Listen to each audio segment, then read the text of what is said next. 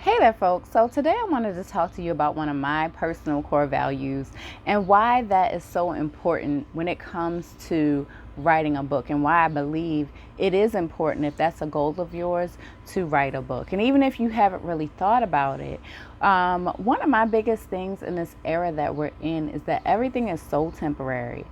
10 years from now, nobody's going to be watching your reel. If those things even exist, the posts that you put on Instagram, your Insta stories, all those things are so temporary. And we're in a world where everything is so temporary. We're constantly feeding this content beast. And those things that you're putting out there, and those blood, sweat, and tears that you're using to fill your Instagram feed, 10, 5, even 1 year from now, a lot of times those things are going to be gone. So a book really ends up being a legacy builder. For me, for instance, I wrote my first book, Making Love in the Microwave, almost 10 years ago now. My entire life is different from when I wrote that book. It started as a blog. The blog isn't there anymore. The social media that I, posted associated with that blog isn't active anymore. But I still have that book as a piece of that time period, as a memorial almost of that time period, and it still sells on a regular basis.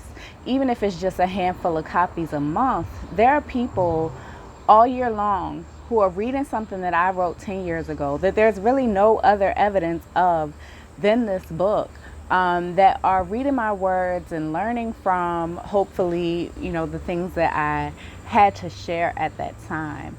Nothing else is going to give you that level of permanence at this point in our history. A lot of these little things that you're constantly doing and constantly working toward, while they're important, aren't necessarily building the legacy for you that you want to have.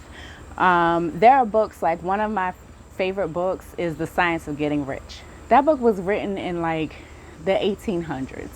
The autobiography of Malcolm X, written 50 plus years ago at this point. All of these things that are still affecting our lives today and changing our lives today. It might sound pretty lofty at this point, but when you talk about the things that you are doing and the things that you're putting your time and your energy and effort into, it should go more beyond just making that money in the moment, and really building something that can outlast you even. So that's why a lot of times I harp so hard on this topic.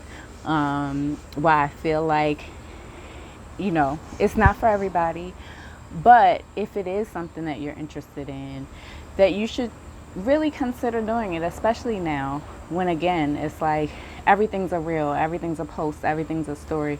But where are those things that are going to outlast us when we're long gone from here?